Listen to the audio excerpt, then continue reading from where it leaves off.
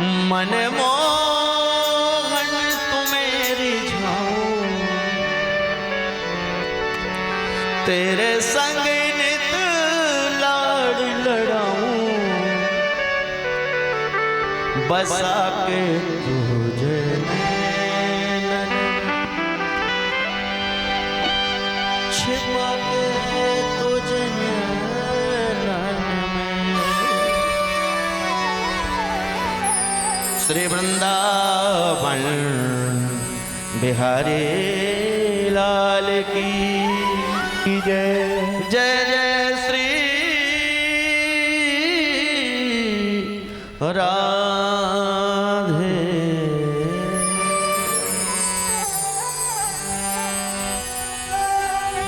प्राचीन वरी को ऐसा उपदेश किया, ऐसा उपदेश किया कि जन्म जन्मांतर का भटका हुआ प्राचीन वरी आज सतगुरुदेव नारद जी के कारण पतित से पतित पावन हो गया। बोलो राधे राधे। मैं बार बार कहूंगा कि गुरुजी मेहरबान तो चेला पहलवान। कब से भटक रहा था, कब से भटक रहा था बेचारा। और जब चेला उन्नति करा तो नारद जी सबको प्रमाण पत्र बता रहे हैं, देख लो मेरा चेला था। जब ध्रुव जी की जय जयकार भई, ध्रुव जी के वंशज प्राचीन वरही की जय जयकार हुई, तो नारद जी प्रमाण पत्र लिए बता रहे चेला किसका था, मेरा, मैंने ही दीक्षा दी थी। और गुरुदेव की महिमा के कारण आज प्राचीन वरही महाराज प्रिय व्रत के वंश की चर्चा की है। प्रिय व्रत उत्तानपाद दो भाई थे, तो उत्तानपाद का वंश आपने सुना। प्रिय व्रत के पुत्र आग्नेत्र और आग्नेत्र के बेटा ऋषभ। बोल ऋषभ भगवान की जय। 24 अवतारों में ऋषभ देव जी का नाम भी है और ऋषभ देव जी के ही वंश में एक अरहण नाम के राजा हुए, जिससे जैनी मत प्रारंभ हुआ। बोलो राधे राधे। आजकल जैनी जो होते हैं, जैन भैया, वो अपने आप को अलग समझते हैं। बोलो राधे राधे। वस्तुतः गलत बात। जैन हिंदू ही हैं। आजकल कुछ ज्यादा ही जात बरादरियों का चक्कर शुरू हो गया है। नहीं तो जो ऋषभ हुए भगवान के 24 अवतार, जैनों के तीर्थंकर श्री ऋषभ जी के ही वंश परंपरा में अरहण नाम के राजा हुए, जिससे जैनी मत प्रारंभ हुआ। मैं समस्त जैन भाइयों से कहूंगा, अपने आप को अलग ना समझें। अगर हम ब्राह्मण क्षत्रिय वैश्य शूद्र ना बन पाए तो हिंदू अवश्य बने रहना। बोलो राधे राधे।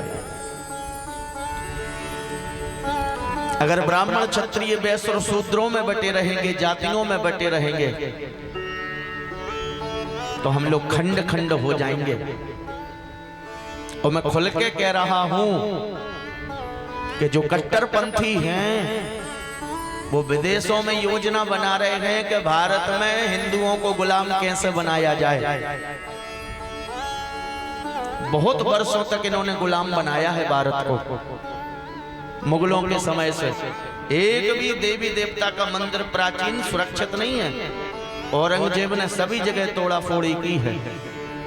मैं सबसे निवेदन करूंगा, कथाओं के साथ साथ हिंदू सनातनी अवश्य बने रहे। हमारे यूपी वृंदावन में तो हम लोग खुल के बोलते हैं। हमारे उत्तर प्रदेश के सीएम आदरणीय योगी आदित्यनाथ जी स्पष्ट संदेश देते हैं, बटोगे तो कटोगे और साथ रहोगे तो नेक रहोगे। बोलो राधे राधे। इस्लामीकरण इतना ज्यादा हो रहा है कि जात पात के चक्कर में जो गरीब हिंदू थे, छुआछूत के चलते हमने उनका अपमान किया किसी काल में, और उनको थोड़ा सा लोभ देकर कितने पादरियों ने उनको क्रिश्चियन धर्म अपना दिया, कितनों ने इस्लाम अपना लिया। अरे हमारे देश की संस्कृति हिंदुत्व में रहती है महाराज। मिलिच्छों के हाथ में राज्य आ गया, हमारे बच्चे सुरक्षित नहीं रहेंगे। मैं सच कह रहा हूं। आज कितने मुस्लिम हाथ में कलावा बांधकर, टीका लगाकर फेसबुक पे, व्हाट्सएप पे, सोशल मीडिया पर दोस्ती करते हैं हमारी बहन बेटियों से, और उनसे विवाह करने के लिए प्रलोभन देते हैं लव जिहाद के माध्यम से। पर पता चला कि उन बहनों के साथ क्या होता है। कितनी बहनों के शरीर तो फ्रिज में कटे कटे मिलते हैं, कितने अंगों का वो काट काट के फ्रिज में रख देते हैं। ऐसा आए दिन हो रहा है।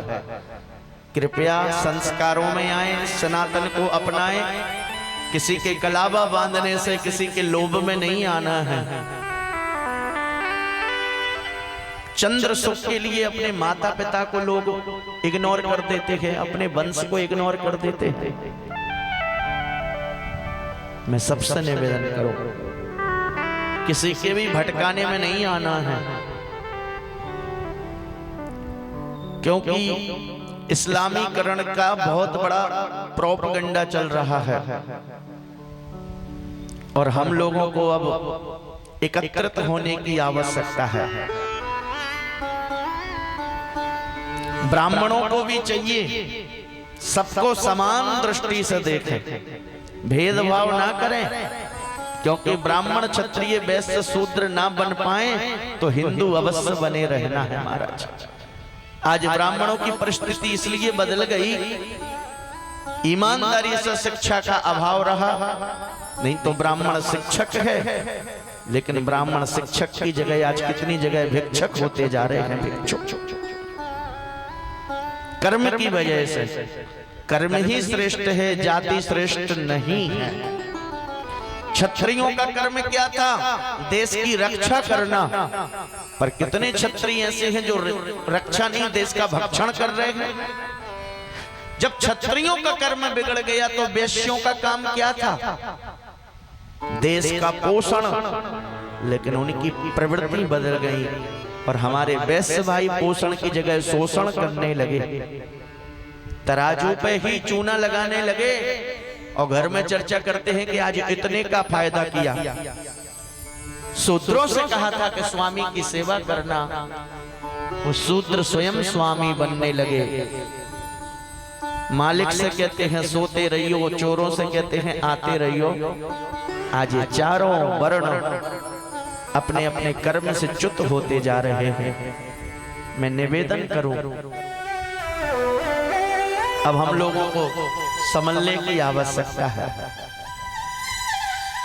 ब्राह्मण क्षत्रिय वैश्य शूद्र प्रधान नहीं है, प्रधान है आत्मीयता। प्रधान है कि पहले नंबर तो हम आदमी हैं, हिंदू हैं, सनातनी हैं।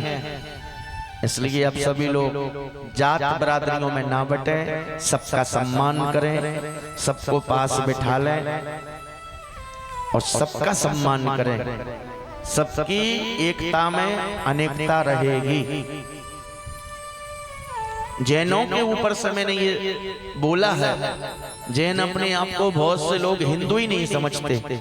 बताओ, आदरणीय श्री रविंद्र जैन साहब जिन्होंने महाभारत और रामायण जैसे किरदारों में स्वर की कितनी गजब की भूमिका निभाई, आज श्रद्धेय रविंद्र जैन साहब को कौन नहीं जानता। उन्होंने कभी भेद नहीं किया कि मैं जैन हूं। बताओ, रामायण में कितना सुंदर उन्होंने गाया। तो मैं समस्त जैन भाइयों से कहें कि आप हमारे हैं, हम आपके हैं। कभी आदरणीय श्री विद्यासागर जी महाराज ने भेद नहीं किया। हमारे बागेश्वर वाले महाराज जी जैन मुनियों का कितना सम्मान करते, उनके चरण पड़ते हैं। इसलिए अब जागने की जरूरत है। बहुत सो लिया, अब जागिए धीरे धीरे। सबको अपनाए, सबको गले लगाए। शूद्र भी कथा सुनने के अधिकारी हैं, आरती करने के अधिकारी हैं। उनसे ये नहीं कह सकते कि आप इधर नहीं बैठ सकते। कितने दलितों ने आज धर्म परिवर्तन कर दिया। देखो केरल में जाकर, नागालैंड में जाकर पूरा प्रांत ही हिंदुत्व खत्म हो गया। मैं निवेदन करूं हाथ जोड़कर, कथा के साथ साथ लौकिक चर्चा भी जरूरी है। हम लोग बंटते गए और कथा सुनते गए तो क्या लाभ। अब बंटना नहीं है, अब तो जुड़ना है। बहुत से दलित कहते हम लोगों को बिठालते नहीं, हमें कथा नहीं सुनने देते। मैं कहता हूं कि आप लोगों का स्वागत है, आप कथा सुनने के अधिकारी हैं, आप आरती करने के अधिकारी हैं। भागवत में भी आप स्पर्श कर लें तो कोई दोष नहीं। हम लोगों ने दलितों से कहा कि तुम भागवत पुराण छूओगे तो हमारा पुराण अशुद्ध हो जाएगा। गलत बात, पुराण अशुद्ध नहीं होगा बल्कि आप लोग भी शुद्ध हो जाएंगे। पुराण कभी अशुद्ध नहीं हो सकता। डॉक्टर भीमराव अंबेडकर, उनके प्रति पूर्ण श्रद्धा है हमारे देश की। बल्कि एक लेख में मैंने पढ़ा है, डॉक्टर अंबेडकर जी के ही हस्तलिखित बुक में लिखा है, मैं प्रमाण दे सकता हूं। वो किसी नदी में स्नान कर रहे थे तो किसी मौलवी ने उनको स्नान नहीं करने दिया था, और वो मौलवी बोला तुम अछूत हो, इस जलाशय में तुम स्नान नहीं कर सकते, दूर हटिए। ये डॉक्टर अंबेडकर जी के शब्द हैं। तो आज जो नीले नीले नील का तिलक लगा के दलित भाई अपने आप को गलत समझते हैं, हिंदुओं से हटते हैं, उनको जीव का पढ़नी चाहिए श्री डॉक्टर अंबेडकर जी की, कि मौलवियों ने उनको जल में स्नान नहीं करने दिया था। और हिंदुओं पे आक्षेप लगता है कि बड़ी जातियों ने उनसे भेद किया। इसलिए थोड़ा सा संविधान को समझें, शिक्षा को पढ़ें तो समझ में आएगा। मूर्ख और संग दूसरों के बजाने से बजते हैं। बोलो राधे राधे। इसलिए जागृत रहें। बोल बंसी वारे की जय। ज्यादा से ज्यादा सरस्वती शिशु मंदिर में बच्चों को पढ़ाएं। 5वीं 8वीं तक तो पढ़ाना ही चाहिए, जिससे उनकी नींव मजबूत हो जाए। नींव मजबूत हो गई, फाउंडेशन तैयार है तो कितना भी मंजिल मकान बना लो, डर नहीं है। और शुरू से ही कॉन्वेंट क्रिश्चियनों के लिए डाल देते हैं, वो ऐसा ब्रेन वॉश कर देते हैं कि हम रामकृष्ण, गंगा और गोवर्धन को ठीक नहीं मानते, विदेशों की तरफ भागते हैं। इसलिए अब हम लोगों को जागना चाहिए। और मैं समस्त कथावाचकों से निवेदन करूंगा, अब केवल कथा तक सीमित ना रहें, पूरे देश में हिंदू सनातन की जागृति कराएं। मंच से केवल कथा तक सीमित ना रहें, क्योंकि अब जागृति का समय है। आदरणीय श्री बागेश्वर वाले महाराज जी अभी 27-28 साल के हैं, धीरेन्द्र जी, लेकिन खुलकर सनातन के लिए जितना वो बोल रहे हैं, इतना सब बोलने लग जाएं तो देश में एक क्रांति प्रकट हो जाएगी। बोलो राधे राधे। आज बोलो राधे राधे। आज बिना प्रोटोकॉल के, बिना सुरक्षा के वो चौड़े पंडाल में बोलते हैं। कौन सा विधर्मी क्या दुश्मनी निभा दे, परंतु जान की परवाह नहीं। आज भी खुलकर कितना कह रहे हैं वो। इसलिए अब जागिए, सब समझदार हैं। बोलो राधे राधे। शिशु मंदिर की चर्चा इसलिए की कि कोई नकली व्यक्ति हिंदू बन के हमारी बहन बेटियों को बहलाएगा, फुसलाएगा, तो वो चक्कर में नहीं आएंगी। क्योंकि शिशु मंदिर की पढ़ाई में, सरस्वती शिशु मंदिर की पढ़ाई में संस्कार इतने पुष्ट हो जाते हैं कि किसी के बहकावे में नहीं आ सकता कोई। बोलो राधे राधे। ये लिविंग रास्ते कब बनते हैं? जब उस तरह की पढ़ाई करते हैं। बोलो राधे राधे।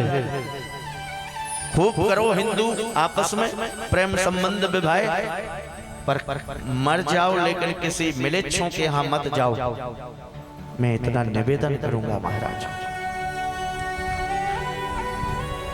बोल वृंदावन बिहारी लाल की।